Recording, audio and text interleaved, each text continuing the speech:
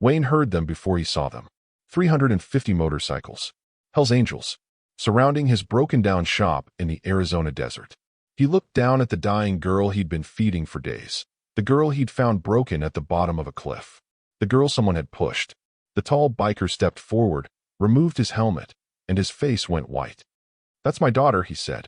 But Wayne had no idea who this man was, or what came next. Before we continue, please subscribe to this channel and let us know in the comments where you are watching from. Enjoy the story. Wayne was the kind of man most people never noticed.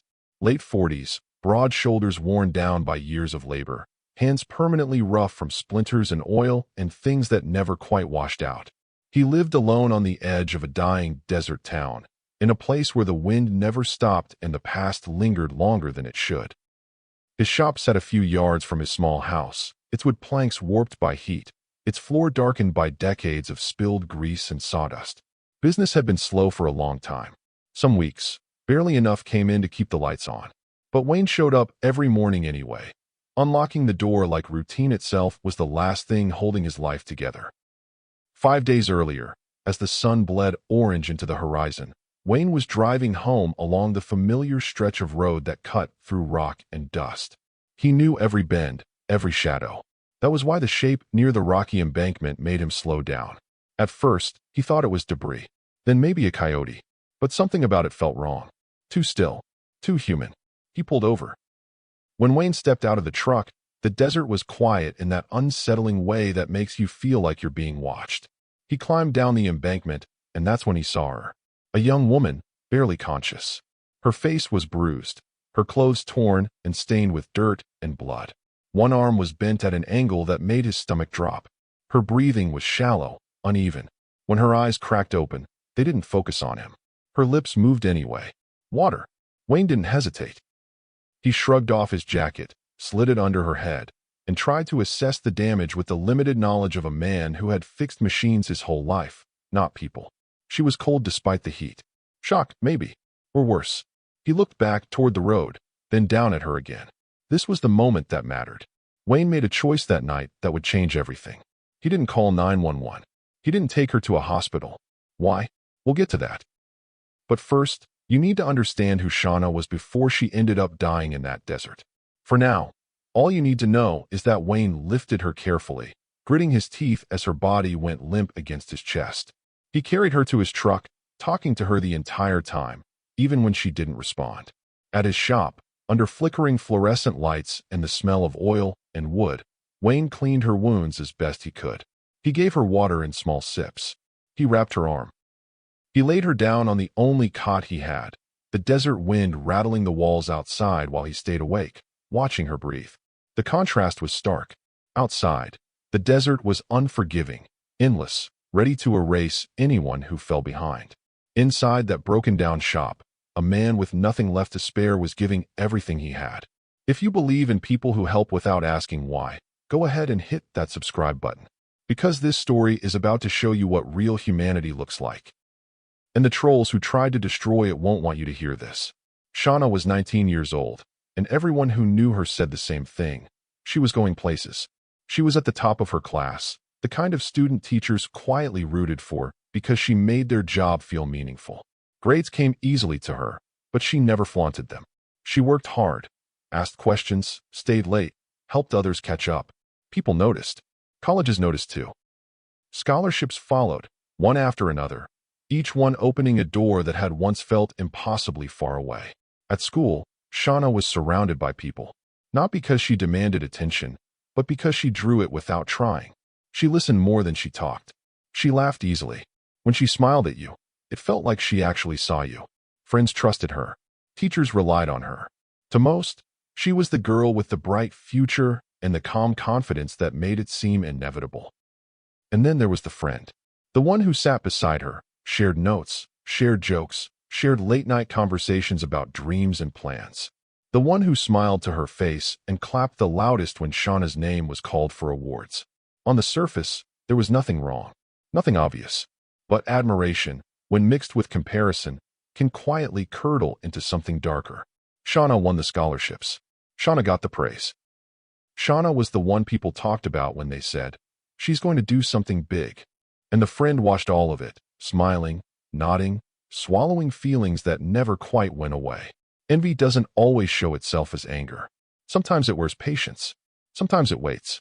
The camping trip was supposed to be a celebration, a break before life moved forward and everyone scattered in different directions. A chance to laugh, unplug, sit under the stars and talk about the future like it was already guaranteed. Shauna trusted the people she went with. Why wouldn't she? These were friends. People she knew. People who had shared pieces of her life. They packed food, tents, and stories. There were jokes on the drive, music playing too loud, plans for hikes and photos and memories that would last long after the weekend ended. For Shauna, it was simple joy, a pause before everything changed in good ways. She had no idea someone she trusted had been waiting for the perfect moment. That moment didn't come in anger or chaos. It came quietly, carried on the assumption that nothing bad could happen because nothing bad ever had before. Shauna believed she was safe. She believed the people around her wanted the best for her, the way she wanted the best for them. That moment came at the edge of a cliff. But we'll get there. First, Wayne had a problem. This girl was dying. And he had almost nothing to save her with. Wayne settled into a routine without ever deciding to. It simply happened, the way survival routines often do. Every morning, before he opened the shop, he heated water on a battered hot plate. He made thin soup from whatever he could stretch, rice boiled until it nearly dissolved, canned broth watered down to last another day. He fed her in tiny portions, spoonful by spoonful, pausing often, watching her chest rise and fall to make sure she was still with him. There wasn't much food to begin with. Wayne had been living lean long before Shauna arrived. But now, without a second thought, he skipped meals. If there was enough for one, it went to her. He worked longer hours, took any job he could get, fixed things people had given up on because they couldn't afford replacements. By night, his body ached in ways he didn't bother acknowledging. Hunger was easier to ignore than guilt. Shauna drifted in and out of consciousness like a tide that refused to settle. Some hours, she slept so deeply Wayne had to lean close just to hear her breathing. Other times her eyes fluttered open, unfocused but searching. He talked to her anyway. About the weather. About the shop. About nothing at all. He told her she was safe, even when he wasn't sure it was true. Once, as he held the spoon near her lips, she whispered something so soft he almost missed it. "Thank you." It stopped him cold. His hands trembled slightly as he steadied the spoon. She tried to smile, the effort barely lifting one corner of her mouth. In that moment, the distance between a stranger and family collapsed into something wordless and heavy. Wayne swallowed hard and told her she didn't need to thank him. He didn't say why. He just kept feeding her. He learned her name on the second day. Shauna. That was all she could manage before slipping back into sleep. He didn't press for more. No questions about where she came from, or what happened to her, or why no one was looking for her. Wayne wasn't trying to understand the past. He was trying to protect the present. There was something almost sacred in the way he cared for her. His hands, thick and scarred, moved with a gentleness that surprised even him. When he held the spoon, it was as if the world narrowed to that small, careful motion. No rushing, no force, just patience, just hope. At night, he slept in a chair nearby, waking at the smallest sound. Every shallow breath felt like a countdown he couldn't see. He told himself he was buying her time. Time for strength to return. Time for answers. Time for a miracle, if those still existed. Wayne thought he was buying her time. He had no idea time was running out. Because while he fed her in silence, while the shop hummed softly and the desert wind pressed against the walls, 350 motorcycles were already on their way. By the fifth morning, Wayne was doing what he always did. He sat beside the cot with a chipped bowl in one hand and a spoon in the other, feeding Shauna slowly, carefully, watching for any sign that she was struggling. The shop was quiet, the kind of quiet that lets you pretend the world beyond the walls doesn't exist. Then he heard it. At first, it was barely there. A low rumble, distant and indistinct. Wayne paused, spoon hovering in mid-AI, and listened. In the desert, storms announced themselves long before they arrived. He told himself that's what it was. Thunder rolling across open land. The sound didn't fade. It grew. The rumble deepened, multiplied, layered over itself until it stopped sounding like weather and started sounding mechanical. Wayne stood up and moved toward the door, his pulse picking up with every step. The noise wasn't coming from the sky. It was coming from the road. When he stepped outside, the horizon was moving. Motorcycles. Dozens at first, then more behind them, then more still. A solid line of engines stretching across the desert, kicking up dust that hung in the air like smoke. Sunlight flashed off chrome and windshields. The ground vibrated beneath his boots. This wasn't a group passing through. This was something arriving. Neighbor noticed too. Curtains twitched. Doors closed. Someone down the road hurried inside and locked up. Somewhere, a phone call was being made to the police, the kind of call people make when they feel too small to handle what's coming toward them. The motorcycles rolled in and didn't stop. They spread out with precision, circling Wayne's shop until there was nowhere to look that didn't end in leather, steel, and hard faces. 350 members of the Hells Angels formed a ring around the building like it had been marked. Wayne stood frozen in the doorway. Behind him, inside the shop, Shauna lay weak and silent, unaware of the storm that had finally found them. Wayne's mind raced, searching for a version of reality where this wasn't happening. He felt exposed in a way he never had before. For years, he'd kept his head down, stayed invisible, existed quietly on the margins. That was how he survived. Remember when I said Wayne didn't call the police? This is why. He'd spent years staying invisible. And now, every eye in Arizona was on him. The engines cut, one by one, until the desert fell into a heavy, unnatural silence. Dust drifted slowly back to the ground. Wayne's heart hammered so loud he was sure they could hear it. He didn't know why they were here. He didn't know what they wanted. He only knew he was standing between them and the girl he'd been trying to save. If you're already on the edge of your seat, drop a comment saying, "I'm here for Wayne."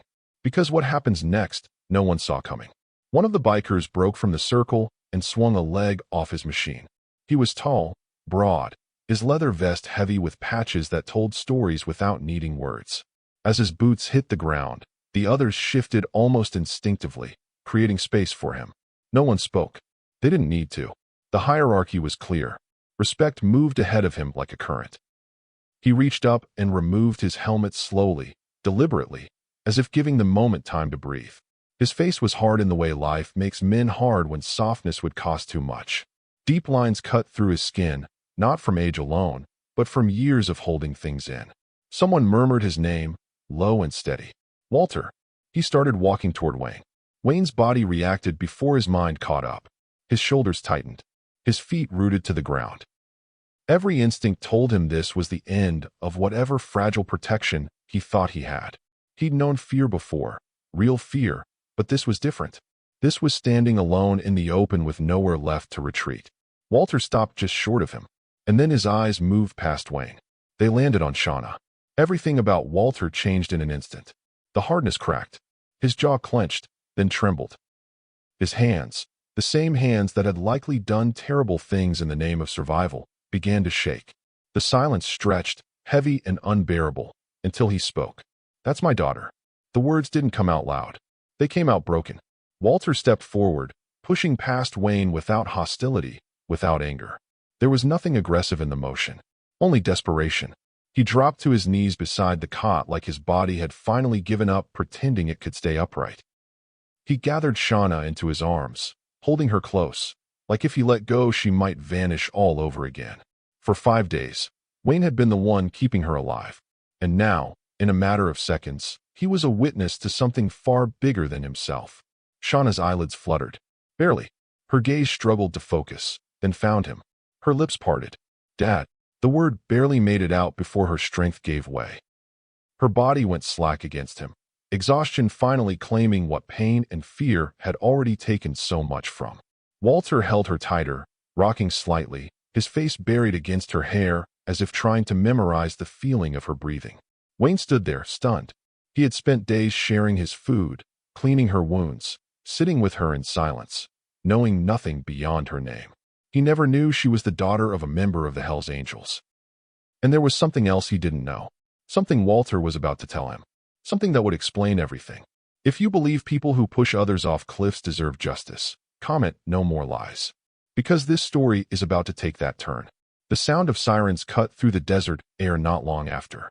Paramedics arrived quickly, guided in by men who looked nothing like the people usually waving down ambulances. It was the Hells Angels who had made the call. They stood back as professionals took over, lifting Shauna gently, moving with urgency born from experience. She was rushed away to a private clinic before the dust from the motorcycles had fully settled. Walter didn't go with her. He stayed. The engines were silent now. Most of the riders had stepped away, giving the space a strange calm after the chaos. Wayne leaned against the doorway of his shop, exhausted in a way that went deeper than his body. Walter approached him slowly, no longer the looming figure from moments before, but a father who had just come within inches of losing everything. He told Wayne what had happened. 6 days ago, Shauna had gone on a camping trip with friends. A celebration before life changed. That was the last time Walter heard her voice. When she didn't come back, the story was simple at first. They said she'd gone on a night hike. Said she must have gotten turned around in the dark. Lost. Search teams were deployed. They combed cliffs and ravines under brutal desert heat. Helicopters flew overhead. Volunteers walked until their legs gave out. But the desert is good at keeping secrets. After 3 days, there was nothing left to chase. No footprints. No sign. The police ran out of leads, the way they sometimes do when answers cost too much time and effort. That's when the angels stepped in. They checked hospitals, shelters, roadside clinics. They followed whispers and half-formed tips across highways and back roads. They asked questions people don't usually answer honestly. And then, quietly, word reached them. A rumor about a poor mechanic near Flagstaff. A man who hadn't called anyone. A man keeping a girl alive in a place no one thought to look. They hadn't come to threaten him. They had come to find her. Walter looked Wayne in the eyes as he spoke, something solid and unbreakable passing between them. "You fed my daughter when you had nothing," he said. "You gave her a chance when everyone else gave up." Wayne didn't know how to respond. He hadn't done it for gratitude. He hadn't done it for thanks. He had done it because he was there. Because someone needed him to be.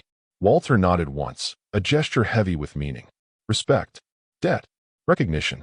But even as the weight of gratitude settled, something darker lingered beneath it. Walter still didn't know the whole truth. Neither did Wayne. Because Shauna hadn't gotten lost. She'd been pushed. And the person who did it was still walking free. The clinic was quiet in a way Wayne wasn't used to. Clean walls, soft lighting, the steady rhythm of machines doing what his hands no longer needed to. The costs were never discussed. They didn't need to be. The Hells Angels covered everything without question, without paperwork pushed across a desk. This was handled the way they handled things, completely. Doctors worked through the night. Tests were run. X-rays taken. When the lead physician finally spoke, the words landed with the weight of certainty. Severe dehydration. Multiple broken ribs. Head trauma consistent with a fall. Or a shove. He paused before delivering the part that mattered most. Another 24 hours without food and water, he said, and she wouldn't have made it. Wayne stood there, hands at his sides, absorbing the truth he hadn't dared to measure. Everything he'd done in that quiet shop. The watered-down soup, the skipped meals, the sleepless nights, had mattered. It had saved her life. Over the next 2 days, Shauna began to return. Slowly, carefully, color came back to her face. Her eyes stayed open longer. She drank on her own, then ate. The fragility lingered, but the fight was unmistakable. She was still here. Outside the clinic, Walter and Wayne sat together on a low concrete wall, the desert heat softened by evening air. They didn't talk much. Men like them rarely needed to. Eventually, Walter broke the silence. "Did she say anything?" he asked. "About what happened?" Wayne didn't look at him at first. "She did," he said quietly. "Not much. But she said someone pushed her." The change in Walter was immediate. His jaw tightened.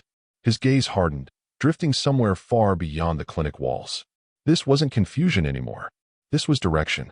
Inside, Shauna rested against white pillows, thinner than she should have been, but alert.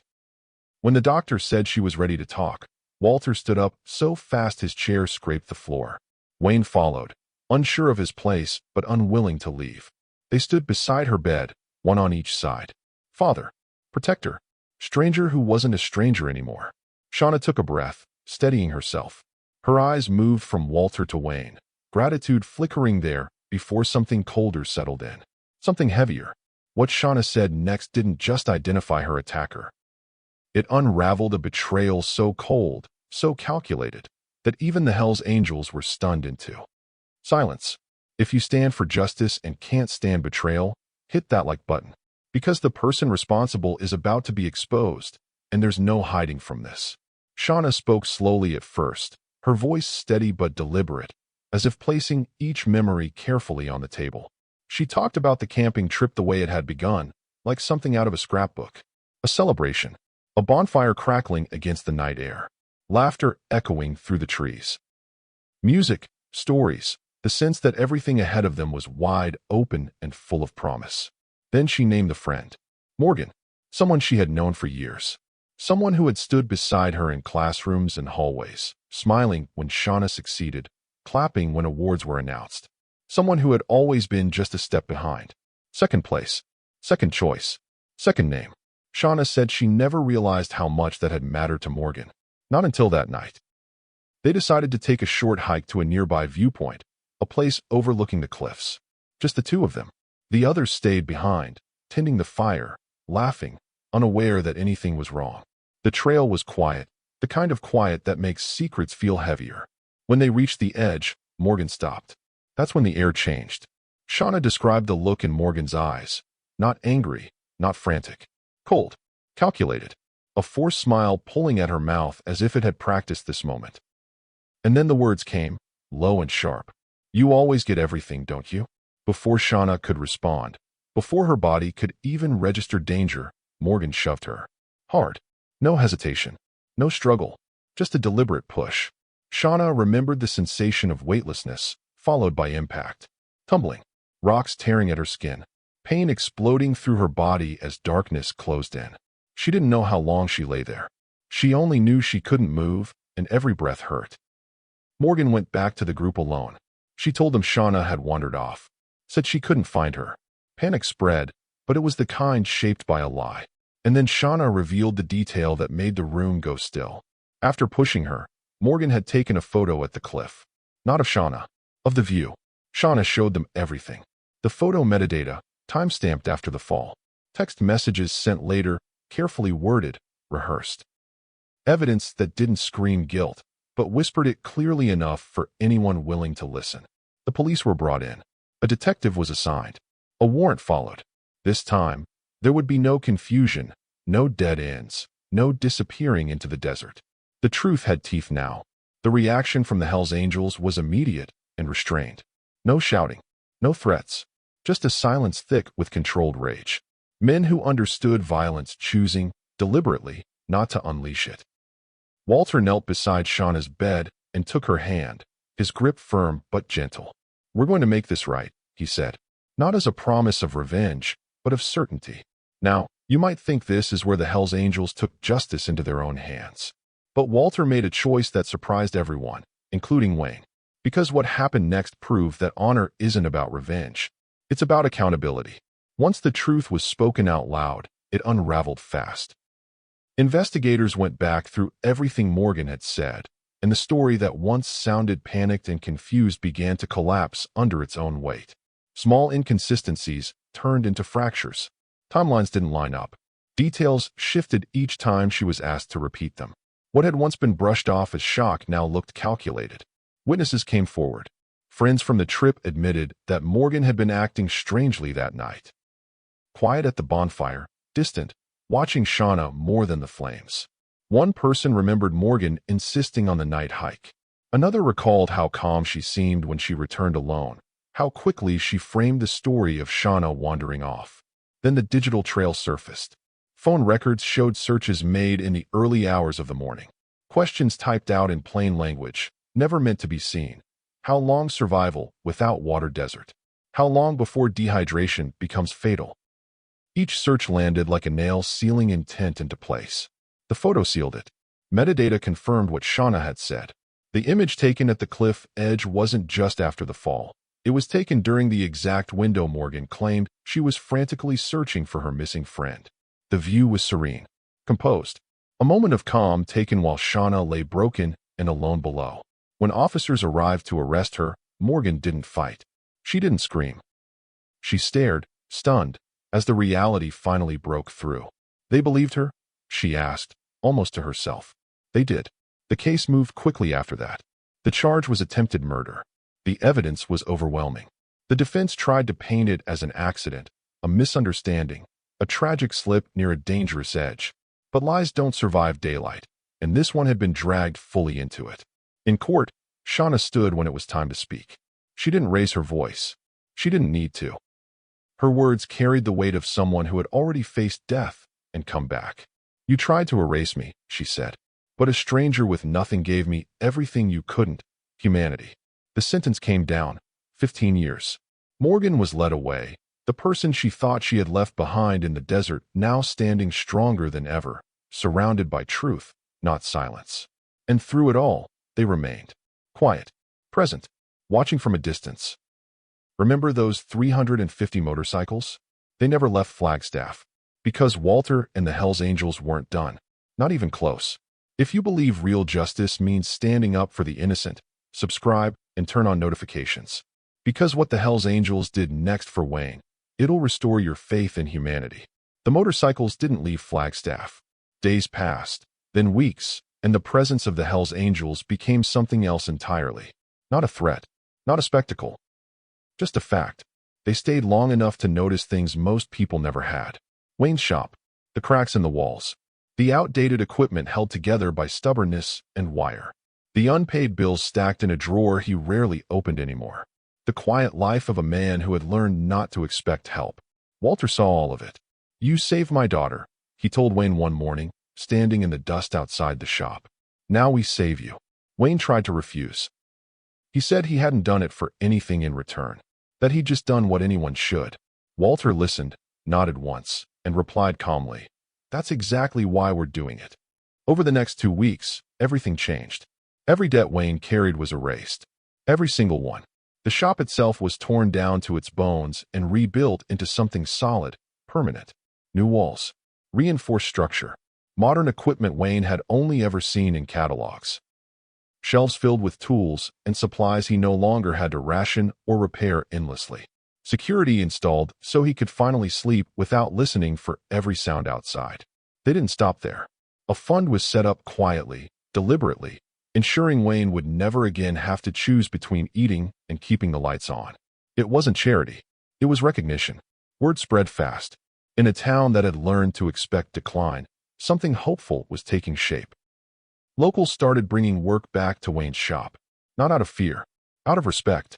People who had driven past for years suddenly stopped in, shaking his hand, thanking him for something he still didn't feel he deserved praise for.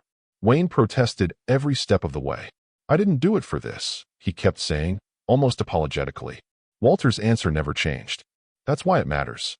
When Shauna was strong enough to travel, she came with her father. She stood beside Wayne, paintbrush in hand, helping touch up the new sign out front. The act was simple. The meaning wasn't. There was laughter this time. Ease. Something like family, formed not by blood, but by survival and choice. Wayne watched her move through the shop, alive, talking about plans again, and felt something loosen inside him that he hadn't realized was still tight. He hadn't just helped her live. She had given his life weight again. But there was one more thing Walter did. Something Wayne wouldn't discover until months later. And it's the reason this story matters beyond just one girl and one mechanic. 6 months later, Wayne's shop no longer felt like a place on the edge of collapse. It hummed with steady work, with familiar faces and new ones, with the sound of tools being used instead of patched together. The lights stayed on. The doors stayed open. What had once been barely surviving was now firmly, undeniably alive. Wayne never talked about why things changed. He didn't need to. What he didn't know at first, what Walter had done quietly, without announcement, was that the ripple had gone far beyond Flagstaff. A scholarship had been established in Wayne's name, not for the loudest achievers or the most decorated resumes, but for students who helped others when no one was watching. Young people who stepped in without expecting credit, who chose compassion when it cost them something. Wayne tried to refuse when he found out. Walter simply told him the truth. "This was never about you being rewarded," he said. "It's about making sure what you did keeps happening." Shauna healed completely. She returned to school, carried forward by determination that surprised even her teachers, and graduated at the top of her class. But she didn't stop there. She became an advocate for survivors, speaking openly about betrayal, about silence, about what it means to be believed. Her voice carried weight because it was earned. She still visited Wayne every month, sometimes just to talk, sometimes to help around the shop, not out of obligation, out of connection. He wasn't just the man who saved her life. He was family. The Hells Angels made it official in their own way. Wayne was named an honorary member, not for strength or reputation, but for character, for standing up when it mattered most. Wayne never sought recognition. He never asked for thanks. He made a choice one night in the desert and followed it through. And that choice didn't just save one life. It reminded an entire community what humanity looks like when it shows up quietly, does the work, and expects nothing in return. It's late afternoon now, and the sun sits low over the desert, casting long shadows across Wayne's shop. He's inside, just like always. Same grease-stained hands. Same worn overalls. The same quiet focus as he works. If you didn't know the story, you might think nothing had changed. But everything has. The shop is solid now. Alive. The walls don't creak the way they used to. The lights don't flicker. There's a rhythm to the place that wasn't there before, a sense of permanence Wayne never expected to have. And yet, if you asked him about it, he'd shrug. He still doesn't think he did anything special. To Wayne, it was simple. He saw someone dying, and he fed her. He stayed. He didn't ask who she was, what she could give back, or whether it would cost him more than he could afford. He just showed up. That one choice changed everything. It brought a father back to his daughter.